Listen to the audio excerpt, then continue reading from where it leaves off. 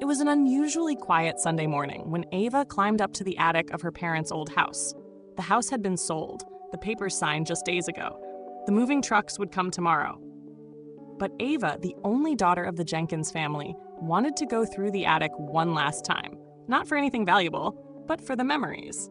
Dust clung to the rafters like faded cobwebs of time.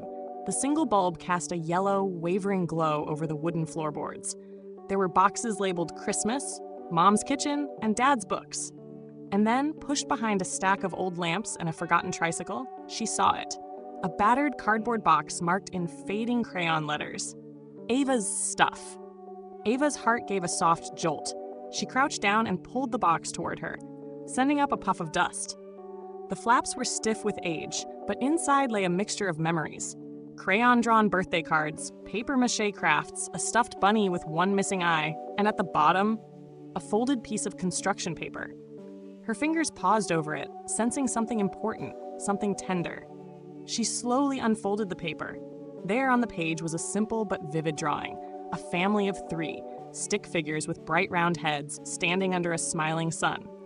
Each figure was labeled in shaky, colorful letters, Mommy, Daddy, and me. Beneath them, a scribbled heart enclosed the words, I love you every day. The colors were still bold, red, blue, yellow, and the lines, though childlike, were determined. The little girl in the picture herself had 2 pigtails and a beaming smile. Their pet dog, Bobo, stood beside them, tongue out, tail wagging, with 4 legs that looked more like noodles. Ava's eyes brimmed with tears. She remembered this drawing. She had made it when she was 5. She didn't remember what exactly prompted her to draw it. Maybe a family picnic? Or a quiet afternoon where she just wanted to say, I love you, in her own little way. But she recalled the feeling of pride she had when she handed it to her father. The way his eyes softened, the warmth of the hug he gave her, and how he placed the drawing on his nightstand like it was a masterpiece. Over the years, the frame must have broken. The drawing was packed away with other keepsakes. Life continued, school, college, jobs, responsibilities, and that precious moment was buried under the weight of time. Until now. Ava sat cross-legged on the attic floor, holding the drawing in both hands, staring at it like it was a portal to the past. The emotions came fast, unfiltered. Nostalgia, warmth, sorrow, love. She could almost hear her father's laugh, the creak of his chair, the soft hums he used to sing when doing dishes. Her father had passed away 3 years ago. Cancer. Quick, cruel, and merciless. He had been strong until the very end. Even when the pain got unbearable, he'd whisper, It's okay, sweet pea. I've had a good run.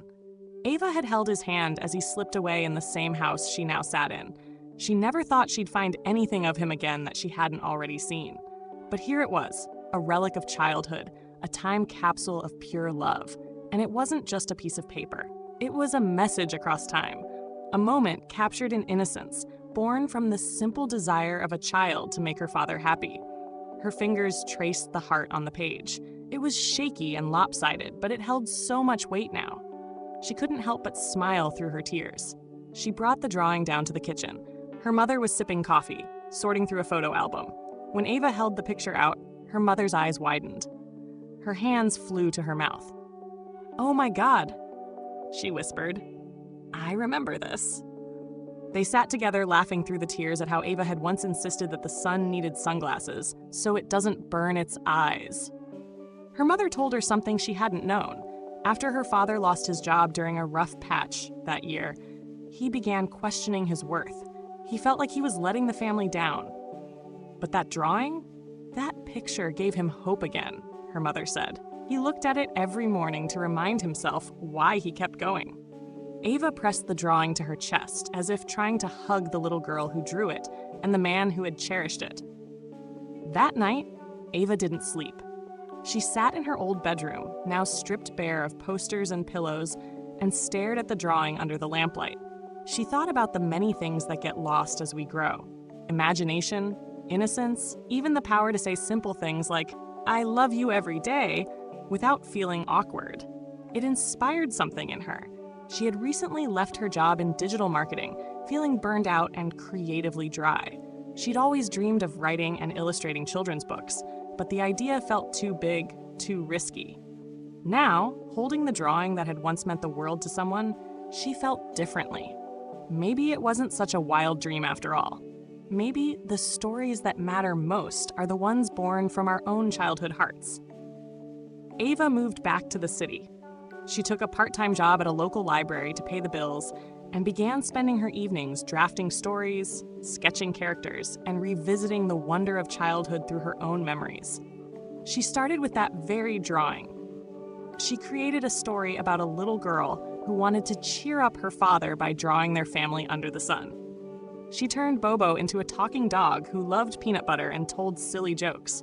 The sun wore sunglasses and gave weather advice. It was simple. It was pure. It was real.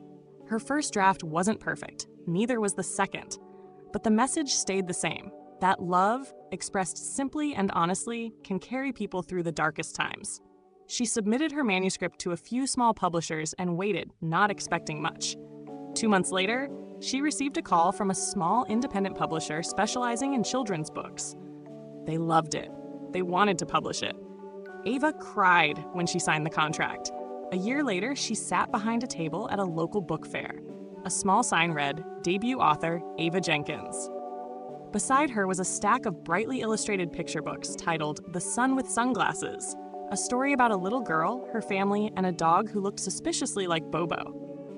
She had included the original drawing at the end of the book, scanned and preserved with a note, "This was drawn by 5-year-old me.